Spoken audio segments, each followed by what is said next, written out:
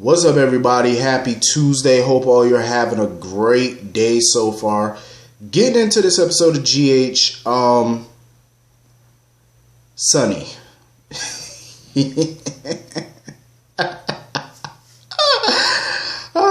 Sunny never ceases to amaze me. I'm gonna be totally honest. I don't care what nobody has to say. This is my opinion. You have your opinion, and I'm gonna say what I gotta say, and I'm not changing. Sunny was trash today. I'm just saying he was. First of all, the reason I say that is simply because even Jack saw what Sunny was trying to do. He was basically sacrificing Jocelyn for Dev. That's exactly what he was doing. When they were sitting there talking about boarding schools and stuff, and they were clearing the air about that, Sunny was all for Jocelyn moving in with Jax. He was very supportive. He said, if that's what she want to do, I fully support it. Now, normally, I would agree with that. But he's supporting her decision for the wrong reason. Because it pertains to Dev. That's the only reason he's supporting her moving in with Jax. Because that way, if she goes to live with Jax, Dev can continue to live with Carly and Sunny. So he gets his way. That's the only reason he was supporting it. That's the only reason he supported that. Only reason. Even Jax noticed that. Jax noticed it. He wasn't stupid. He noticed what Sunny was doing too. And Sunny sitting there talking about the reason he supports Jocelyn moving in with Jax is because him and Carly got a lot on their plate, with the new baby coming. Did I or did I not mention all of this in my past reviews? That they have a lot on their plate with the baby coming, with Avery, with everything going on. Did I not say all that? But that was to justify them sending Dev to school. Sunny used parts of what I was saying to justify Jocelyn moving in with Jax. See how selfish he is? You see? Like, Sunny ain't shit. Like, Sunny could be one of my favorites sometimes, but I gotta call him out a lot because I'm glad Jack saw it for what it was, and I think Carly saw it for what it was too. I know she tried to put up a united front with Sunny in front of Jax because that's her husband. When you're in front of your ex or somebody, you want to stand by your person, your spouse. I get that, but even she knew what Sunny was trying to do, and she was not here for it. What I don't understand about Carly is, what is the big deal about Jocelyn moving in with Jax? What is the big deal? And Jax have told them this 1,000 times. Jocelyn could alternate. You know what I'm saying? Like, 1 week, she could live with Jax. The next week, she'll stay with Carly and Sunny. What is the problem with that arrangement? What is the issue? And the only reason Jocelyn even wanted to move in with Jax at that point was simply because she thought that Carly and Sunny were trying to send her away, which was not true. That's the only reason she made that decision. But then she decided to stay with Sunny and Carly. I really don't see why Jocelyn is so resistant to moving in with her dad. Like, it's not a permanent thing. You're just alternating homes. What is the problem? The whole reason Jax permanently decided to move back to Port Charles was simply to be more closer to Jocelyn. I mean, they have a good relationship. They really do. You know what I'm saying? Because when he was out of the country, she would visit him all the time, and they would FaceTime and talk on the phone all the time. So he was he was very present in her life. You know what I'm saying? Some people say, oh, Jax was an absentee father. No, he was not. If Jax was an absentee father, don't you think Jocelyn would have some resentment towards him? Which she doesn't. She's very happy to see her dad. She's very happy that he's back in town.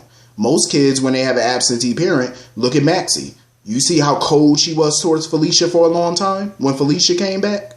Because Felicia was absentee. That's why she was so cold towards her. But then they finally made up and got close again. You know what I'm saying? Jocelyn has never had that issue with Jax. Because Jax, even though he wasn't physically there every day, he was always present in her life. He called her all the time. He even talked to her, until she went to bed. You know what I'm saying? He was very present in different ways, other than physically always being there. And they did see each other a lot. So he was very present. But I just don't see the issue with her bouncing from his house to her house. And, Jax was like, you know what? Kate's house is back on the market. Some Hong Kong buyers were going to buy the house and it's back on the market. He was like, I'm still thinking about buying it so I could be next door. Sunny, of course, was being petty, talking about, no, I think I'll buy it or whatever, so we don't have no bad neighbors. Sonny, stop with the pissing contest, please. Please stop it. Like, they really need, between him and Jax sometime, because you know Jax mentioned Kate's house just to get under Sonny's skin, as always. I'm like, you know, their banter is funny, but in the same breath, it's like, come on now. Y'all really need to start acting y'all age and not y'all damn shoe size. Y'all are not teenagers. Y'all are middle-aged men. Act like it. Grow up. You know, I am glad that they went outside and they did have that conversation without it getting heated or them coming to blows. You know, Jax and Sonny was like, you know what? Jax was like, I'm not going to press you about Dev. He said, I'm not going to ask you no questions about him until it started affecting my daughter. If it started affecting Carly and Jocelyn, then we will have a conversation about that. It's going to be a problem. And he will press him for answers. And he was like, Sonny damn well will give him answers. I love how Jax is assertive. You know, he's assertive when it comes to Sonny. You know, he's showing Sonny like, I'm not no punk. I'm not backing down from you, because Jax does not back down from Sonny. You know, and he's willing to roll with this Dev thing until it starts really affecting his daughter. Once it started affecting his daughter, he was like, then we have a problem.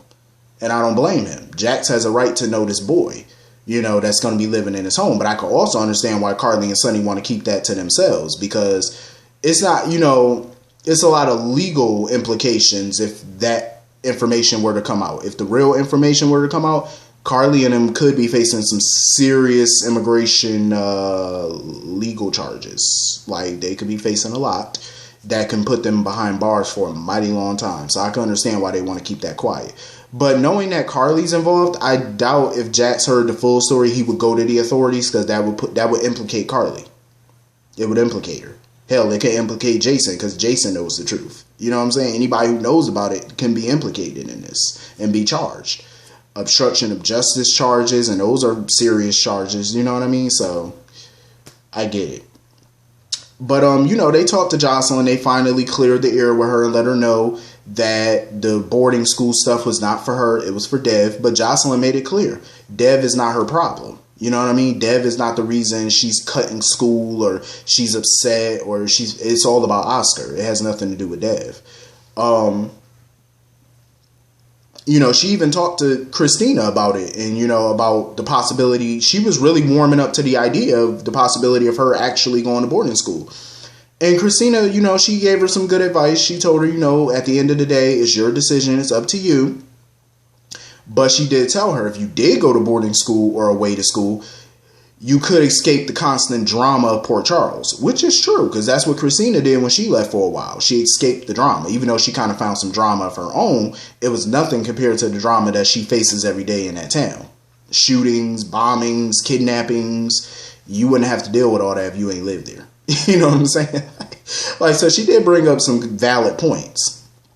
But, you know, Jocelyn for right now decided to just stay home. And, you know, I love how supportive Jax and them are being. You know, Jax and Carly, you know, Carly is not trying to let her daughter go no boarding school. Because Carly was like, if you were to go to boarding school, I would be moving on campus with you.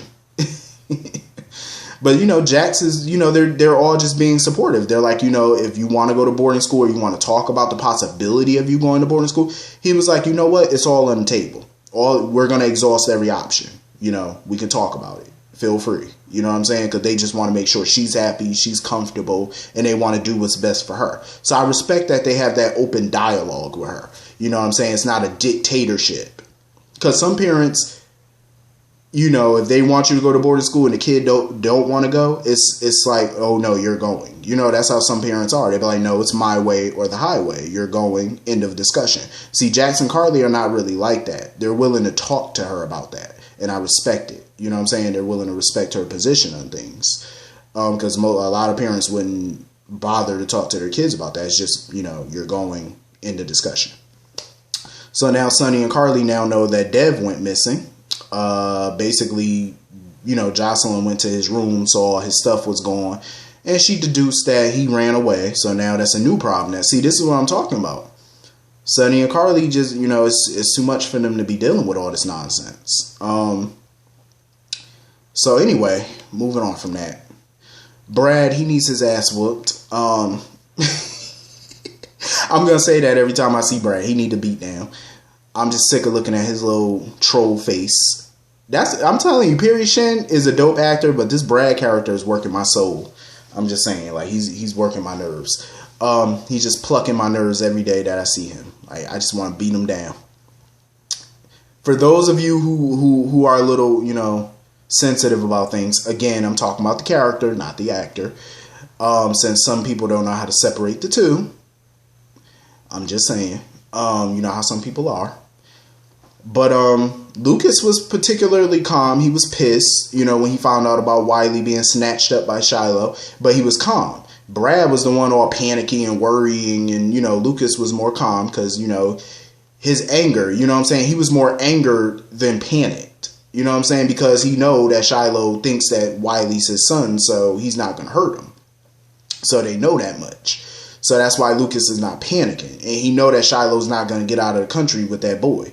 You got every cop in town looking, you know what I mean? Like they got a whole APB out of him, so you're not going to get far. The question is, speaking of far, how far will Chase go to protect Willow? That's the question. Because Willow, she all upset and stuff when she heard about Wiley being snatched from Shiloh, and Chase got to calm her down and keep her updated on what's going on.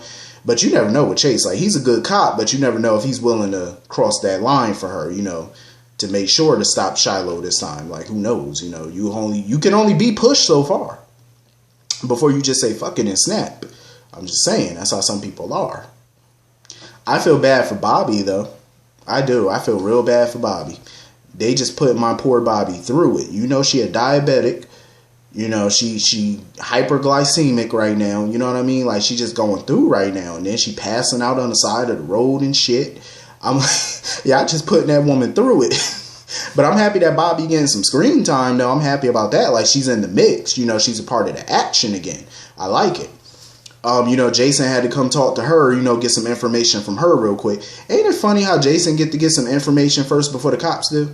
So he gets to get a whole statement from Bobby before the actual cops do. Ain't that some shit? PCPD, do better. Shouldn't y'all get a statement before the resident hitman do? I'm just saying. Like, get a statement first before, you allow him to get one. So, she had to tell him a time, basically, like, give Jason a timeline of events, because he found her around 5:10. So he wants to know the timeline prior to that, like what happened around 4 o'clock, what happened at 4:20, what happened at 4:30, just get a timeline. So, of course, he had to call, Spinelli to kind of track his phone, since Sam has his phone and stuff. Track his phone, the last whereabouts of his phone. And, of course, Spinelli got through, Pier 55. So, Super Jason to the rescue.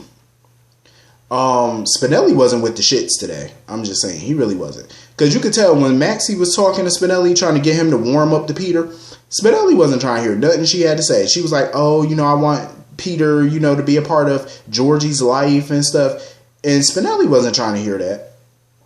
No. Spinelli was not trying to hear that. He was not with it. He was like, nope. Until I know more about Peter, he ain't coming around my daughter. I don't blame Spinelli. I don't blame him at all. Nope, he wasn't with it. He don't trust him for good reason. And he know he up to something. That's why he did his little digging and stuff, trying to figure it out.